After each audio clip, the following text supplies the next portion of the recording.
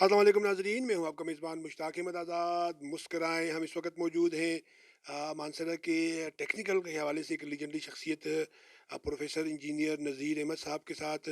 और इस वक्त नज़ीर अहमद साहब जो हैं वो ट्रेन सेटर, जो कि मानसरा में एक वाकई ट्रेन सेटर इदारा है, उसकी ऑनरशिप, उसकी प्रिंसिपलशिप कर रहे हैं। 7 साल पहले गवर्नमेंट सेक्टर से रिटायर हुए। मानसरा में जो टेक्निकल कॉलेज है उन्होंने इन्होंने इन्होंने बड़ा काम किया। आज जो टेक्निकल कॉलेज इस स्टेज पे है, इनके पीछे इनका बहुत बड़ा हाथ है। और इसके अलावा भी के पी के में मुख्तलिफ जो कॉलेजेस हैं, इंस्टीट्यूट हैं, वहाँ पर जाके दसरों तदरीस से वाबस्ता रहे हैं। और अब भी रिटायरमेंट के बाद भी जो है वो यहाँ पर ट्रेन सेटर में जो है वो एजुकेशन से तदरीस से वाबस्ता हैं, आते हैं और बच्चों को पढ़ा रहे हैं। बेसिकली इंजीनियर हैं। नज़ीर साहब, बहुत शुक्रिया। ज़रा बताइएगा कि इस तरफ कैसे आना हुआ, और जो गवर्नमेंट सेक्टर में आपने खिदमत अंजाम दी, कहाँ कहाँ काम किया, ज़रा इख्तिसार से बताइएगा जी। औज़ु बिल्लाहि मिनश्शैतानिर्रजीम बिस्मिल्लाहिर्रहमानिर्रहीम। मेरा नाम इंजीनियर नज़ीर अहमद है और मैं government polytechnic institute Haripur Sarai Saleh से 2017 में retire as a principal retire हुआ हूँ।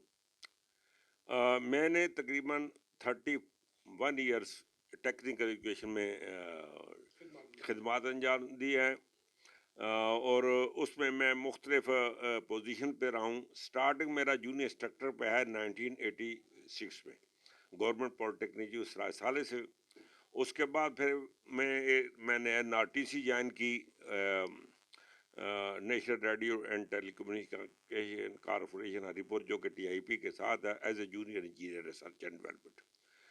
उसके बाद मेरी सिलेक्शन होगी दो जगह पर।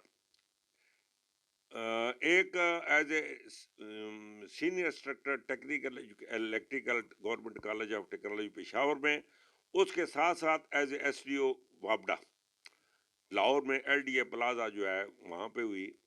तो मैंने वहाँ पे ज्वाइन किया, लेकिन 2-3 हफ्ते गुजरने के बाद मेरा एक दोस्त है, उन्होंने कहा यार आपको पाकिस्तान के मुख्तलिफ कोनों में ड्यूटी करनी पड़ेगी और आपकी इधर सिलेक्शन हो गई है टीचिंग शोबे में। तो एक तो आप आपके बीके में ही अपने इलाके में खिदमत अंजाम देंगे, और दूसरी बात यह है कि टीचिंग का शोबा जो है बड़ा एक इज्जत वाला शोबा है, इसमें तदीज है और नई आने वाली नस्ल को प्रॉपरली ट्रेन करना है। तो आपके पास दोनों ऑप्शन है, लेकिन मेरे ख्याल में ये वापडा में जो है इससे बेहतर आपका अपना ही है। तो मैंने फिर वापडा की सर्विस को फारगो किया और मैं एज SDO और मैंने as a senior instructor technical education government college of technology में फरवरी 1987 में मैंने ज्वाइन किया। किन किन इदारों में ज़रा काम किया, ज़रा इख्तिसार से मैंने बताइए। शुरू में जैसे मैंने आपको बताया, स्टार्टिंग तो मैंने सरायसाले की ग्रेड 14 में, लेकिन वो मेरी एडॉक जॉब थी। फिर मैंने senior instructor government of technology Peshawar में BTech साइड पे, लेकिन चूंकि वहाँ पे चेयरमैन BTech की पोस्ट खाली थी, मेरे से सीनियर थी, तो वहाँ पे मुझे वहाँ पे मैनेजमेंट ने as a chairman BTech post कर दिया। तो मैंने 5 साल चेयरमैन BTech इलेक्ट्रिकल पेशावर में रहा हूँ 1987 से लेकर 1992 तक।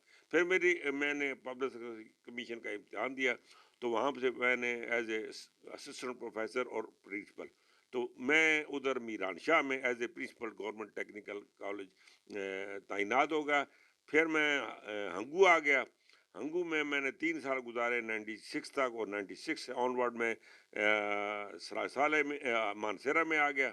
तो मानसेरा में जो है वो हेड ऑफ डिपार्टमेंट इलेक्ट्रिकल में आ गया। 2001 में मैं एज ए प्रिंसिपल वहाँ पे और 2013 तक।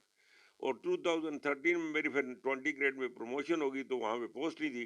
तो डिपार्टमेंट ने मुझे गवर्नमेंट पॉलिटेक्निक इंस्टीट्यूट सरायसाला हरीपुर में एज ए प्रिंसिपल तैनात कर दिया। वहाँ पे मैं 2017 तक सितंबर तक वहाँ पे खिदमत सर अंजाम देता रहा।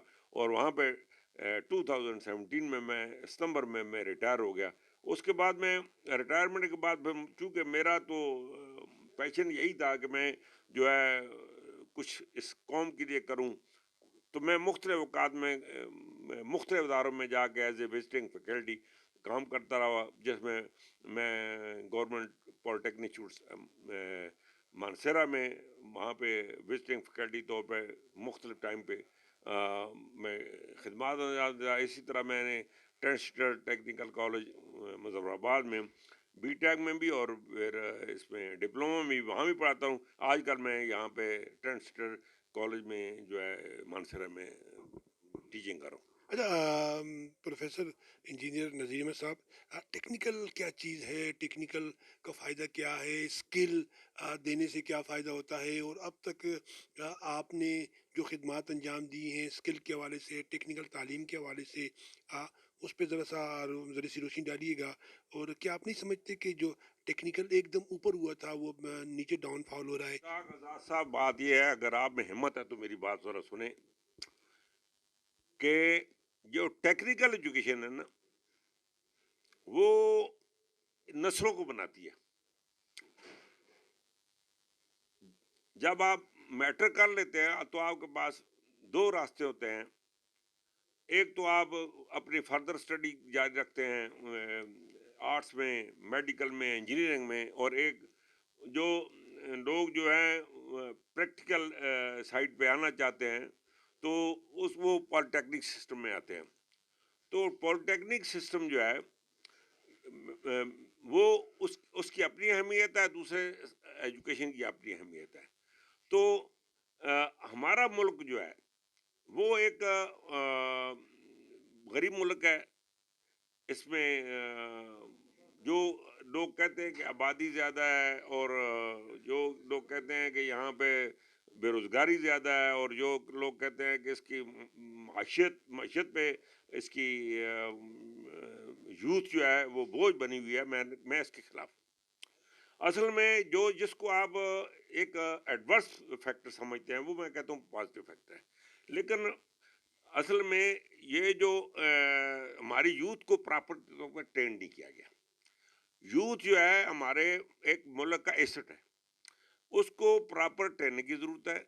اور آپ ہمارے اور دور نہ جائیں، یہ ہمارے پڑوسی ملک انڈیا کو دیکھ لیں، وہاں پہ آئی ٹی میں انہوں نے فلڈ لایا ہوا ہے.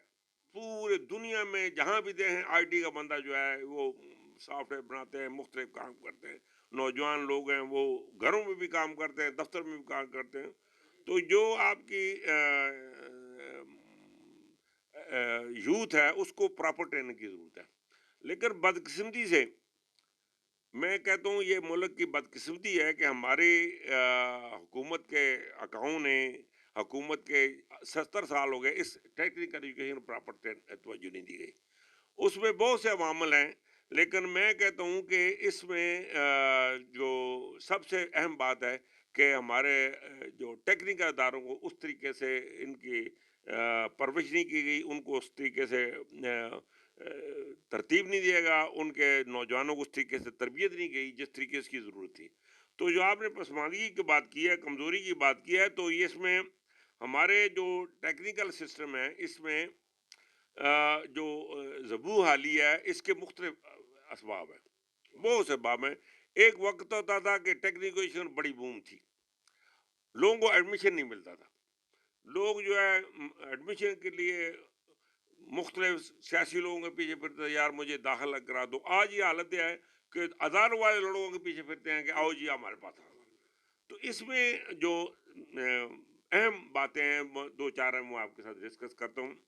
ایک تو یہ ہے کہ ہمارے ملک کی کوئی پلاننگ نہیں ہے، پلاننگ نہیں ہے جو اس میں ہماری حکومت انوالو ہے، یہ صوبائی سطح پہ بھی، مرکزی سطح بھی، اور جو ہماری وزارت ہے جو اوورسیز امپلائمنٹ وہ اس کا تو بالکل 0/0 حال ہے.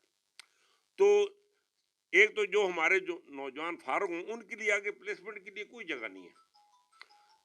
ہونا تو یہ چاہیے کہ جیسے ہی نوجوان فارغ ہوں تو آگے ڈیمانڈس کی جو ہے وہ بہت زیادہ ہو اور نوجوان کم ہو. تو اس میں ہماری جو منسٹری ہے فارن کی یا اوورسیز کی، اس کو بڑا ایکٹیو ہونا پڑے گا تاکہ جو نوجوان فارغ ہوں تو ہمارے جو مارکیٹ ہے پورے ورلڈ کی اس کے لیے اوپن ہے. ایسے ملک بھی ہیں جو یہاں پہ مین پاور کی کمی ہے اور وہاں پہ اسکلڈ لیبر نہیں ہے. 40 साल का तजुर्बा है। अब इस वक़्त आप ज़िम्मेदारी अदा कर रहे हैं ट्रेन सेटर की, एज़ अ प्रिंसिपल, एज़ जिसको कहते हैं सरबराह।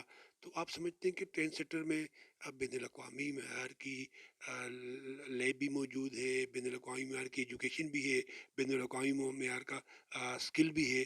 क्या आप ये भी समझते हैं कि ट्रेन सेटर वाक़ई ट्रेन सेटर इदारा है? बात ये है जी कि मैं तो मुख्तलिफ इदारों में मैंने जॉब की है, गवर्नमेंट सेक्टर भी, प्राइवेट सेक्टर भी। जो फैसिलिटीज़ के एतबार से जो ज़रूरियात हैं वो अल्हम्दुलिल्लाह यहाँ पे ठीक है। बहुत से इदारों में मैं देखता हूँ वहाँ प्रोजेक्टर नहीं है। कुछ भी नहीं होता फिर। यहाँ पे जो आप टीचिंग अगर करना चाहें तो आपके पास प्रोजेक्टर अवेलेबल है, क्लासरूम्स हैं, प्रोजेक्टर हैं, अच्छा लैब है। लैब्स हैं, तजर्बाकार स्टाफ है। तो यहाँ पे अब देखो मैं ग्रेड 20 में रहा हूँ, उन्होंने मुझे एज ए प्रिंसिपल हायर किया, तो जाहिर है वो बहुत अच्छा अदारा है। तब मैंने मास्टर इंजीनियरिंग की है, इलेक्ट्रिकल में मैंने बैचलर किया, फिर मास्टर किया, सिविल बीएससी भी किया। तो ये किसी भी तरीके से आम अदारों से कमज़ोर नहीं है। सच तो बहुत हैं लेकिन आपके पास टाइम कम है। मैं तो सिर्फ एक कहता हूँ, बाद बानसीब बेद बेनसीब। बड़े अफसोस की मुकाम है कि ये जो हमारे मोबाइलों ने इस नेशन का सत्यानाश किया हुआ है। ना वालदेन की इज्जत नहीं है तो उस्ताद की कहाँ इज्जत होगी। नौजवान जो है उधर क्लास हो रही है, ऐसी पीछे मोबाइल लेके बैठा हुआ है। प्लीज वालदेन से भी रिक्वेस्ट है बच्चों को मोबाइल ना दें, और फिर ये है कि बच्चों से भी गुजारिश है कि ये मोबाइल में फेसबुक के देखना छोड़ दें।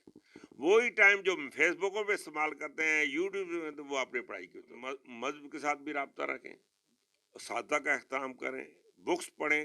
हमारे पास अभी लाइब्रेरी में पढ़ना बिल्कुल एक खत्म हो गया। खत्म हो गया, और इस वक्त पढ़ाई इतनी आसान हो गई है आप सोच नहीं सकते।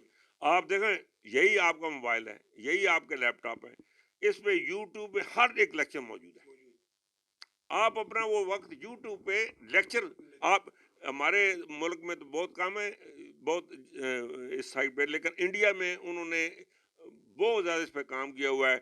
यूट्यूब पे हर एक टॉपिक पे लेक्चर मौजूद है, हर। आपके पास ट्रेंड सेटर भी है, आपके पास नज़ीर साहब भी हैं, बड़ी नेमत है, नज़ीर साहब के पास बड़ा तजुर्बा है। और नज़ीर साहब देखें, रिटायरमेंट के बाद भी आपको सिखाने के लिए मौजूद हैं। इनकी ग्रेटनेस है। और मानसरे में भी इन्होंने बड़ी खिदमत दी हैं, टेक्निकल के वाले से भी इन्होंने बड़ी खिदमत की हैं। तो आप ट्रेंड सेटर आइए, इनका नंबर भी आ रहा है, आप इनके पास जब ये फ्री हों तो आप उनसे फ़ोन करके भी इनसे मालूमात ले सकते हैं, इंफॉर्मेशन ले सकते हैं, गाइडलाइन ले सकते हैं। ख़ासकर वालदेन से मैं ये अपील करूँगा कि अगर आपका बच्चा मैट्रिक के बाद 2 साल लगा ले तो 2 साल के बाद जो है वो नौकरी वाला बन जाएगा। लेकिन अगर आप टेक्निकल के अलावा दूसरी तरफ जाते हैं तो वहाँ नौकरी का चांस ज़रा कम हो जाता है। यहाँ स्किल आती है, स्किल के बाद हुनर आता है, हुनर जो है वो आपको रोज़गार फराहम करता है और रोज़गार से खुशहाली आती है।